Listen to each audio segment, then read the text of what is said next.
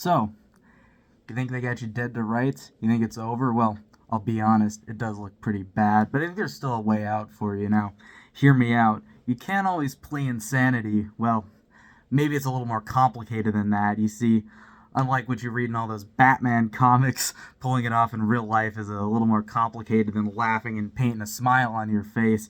You have to go through a stringent psych evaluations, and about 76% of the time it won't work out in your favor. And even if it does, you're a lot more likely to get institutionalized than be home free. So, yeah, let's move on to something a little better. Ooh, here's a fun one. Automatism. It's unlike the usual insanity plea, which focuses on mental capacity or mens rea during the crime. Automatism actually argues that the criminal act itself was involuntary. So, explain this a bit. There's cases like People versus Stauffer, where psychiatrists argue for these acute stress reactions. They allow drastic actions be considered involuntary.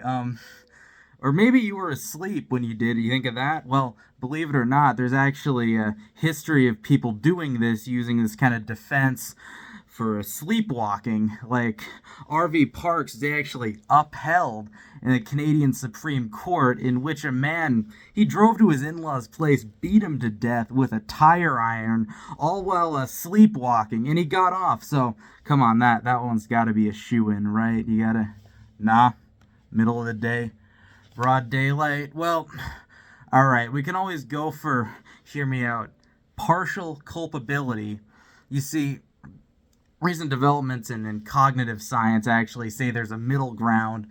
Can maybe work in this gray area here, and so you don't actually have to meet specific criteria for legal insanity. There's some PTSD related defenses that actually qualify for automatism, snapping, but okay, come on, that one's gotta work.